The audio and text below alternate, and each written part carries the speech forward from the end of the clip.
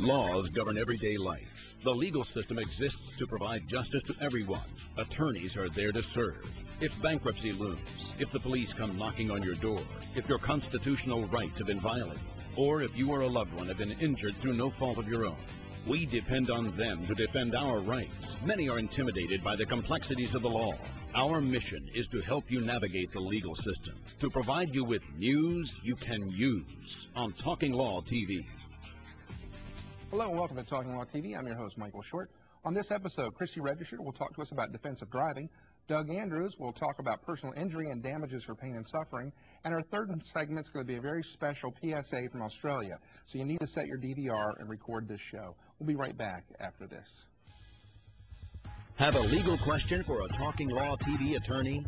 We offer 3 ways to ask it. Call 888-2037-LAW for our free viewer phone line. Email your question through the website at talkinglawtv.com or text your message to Talking Law TV. Get a link sent to your mobile phone by texting TLTV SAV to 82672. It's legal news you can use when you need it, anytime and any place.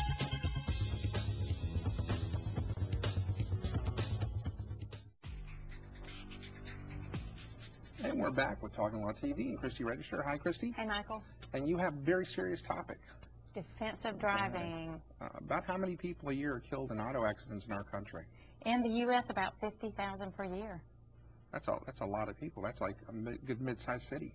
Right. And that's fatalities. We've got around 22 million injuries per year. And how many of those occur in Georgia? In Georgia, there was around 342,000 accidents in 2006. And that's not counting just Abercorn, right? Right. Okay. Abercorn Speedway. And defensive driving is not just you being careful. It's watching for the other guy who's not. Right. And I think we want to get everyone's attention early in the show, and we have some video. Yeah. And take a look at this. Can you believe that? Right. Guy on the motorcycle had the right of way. The other one didn't. So yeah, it pays. Intersections are obviously very dangerous. You got to be cautious, even if you have the right of way. Yeah, it's you could just be driving along and think you're right, and the other guy's not paying attention. So green doesn't always mean go. Right. It means still look. Right. And we had a much longer video with lots of people running red lights, but it's amazing to me. It is, and one thing, you know, hot in the news now is the new law in Georgia where teenagers can't be on the phone in the car and adults can't text. And if you think about it, you know, you're focusing on a text for a few seconds. Well, if you're driving 55 miles per hour, you're going 80 feet per second. So a few seconds that you're taking to text could be a difference of being on the roadway or on a palm tree. Yeah, I mean, that's half of a football field It's almost. fast. It's super fast. And it doesn't take that long to cease. No. Are there any roads in particular that are more dangerous than others when we're talking about, obviously, 2-lane, 4-lane divided highways? The county roads are the most dangerous. The 2-lane roads with no median are where we see the most accidents. In fact, there are more accidents in that regard than they are in the Atlanta area. And I mean, there's a ton of people in Atlanta.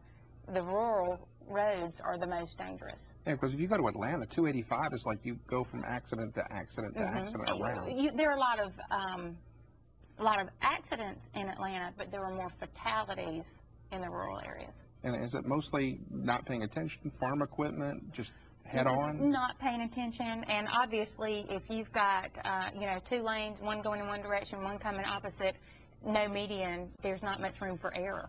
So if, you know, whereas on the interstate, if you run in the median a little bit, you've got time to correct. Well, if, you know, if you're 4 feet from another car coming towards you, you don't have that time. I've noticed what's interesting, when I was young, the medians were just like grass. And now you see guardrails in the middle, you see guy wires. They help so much. I don't know if you've paid attention, and I think being a personal injury lawyer, I really pay attention to things like this. In South Carolina, I think, had these retaining wires before we did.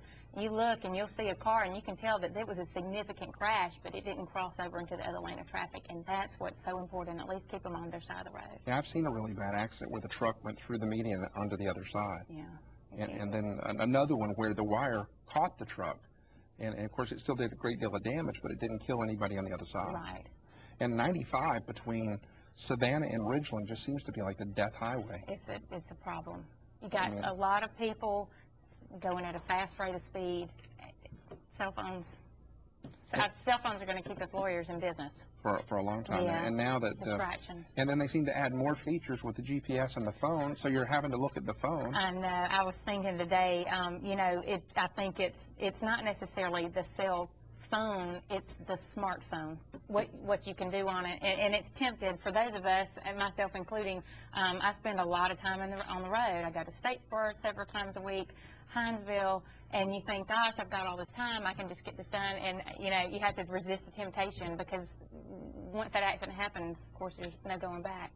And the new law, is it going to be a misdemeanor or points on your license? I believe it will result in points on your license and a fine.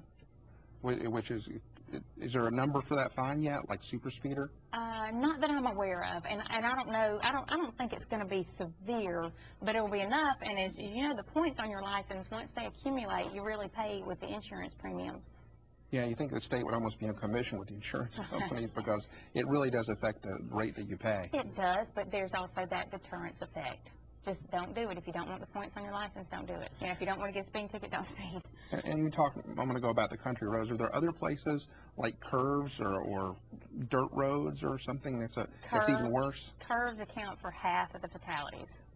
It happens on a curve. Is that from people pulling out or people veering over? I think it's mostly failing to maintain their lane, crossing over. And as we saw, our poor motorcyclists, intersections. Yeah, it really pays, like even if you have the right of way, at least to slow down and look, make sure. I mean, we are living in Savannah with all these one-way streets and all the tourists. I make a habit out of, you know, even if it's one-way coming this way, look the other way just to make sure, because it's confusing to visitors. Because your primary office of the three is in Oglethorpe, and every time I've gone down there, you have to really watch the tourists, because I think they think Savannah doesn't have like business in it. I know, and you know, we have such a beautiful city, but there are so many distractions with the beautiful trees and flowers and buildings. Yeah, you know, we've had several pedestrians to get killed in downtown Savannah. They walk out in the road and take a picture, not thinking a car's coming. This is a roadway. Yeah. You get a good angle, but you could get killed. Right, and with bicycles, you just really, really have to be careful. Yeah, and how many children out of those fatalities do you think are part of it? Gosh, from 2006, the number alone for children's ages 5 to 9 would fill 128 classrooms. Children being injured. And how significant is speed play in that versus cell phones, probably? Speed is a big factor. About 1 out of every 6 accidents, that speed was a factor. Okay. We're going to have a special PSA from Australia that I want to play at the end of the show. Hope you'll come back and sit with Doug and watch it with us. Thank you. And we'll be back with Doug talking about personal injury and damages for pain and suffering right after this. Please stay tuned.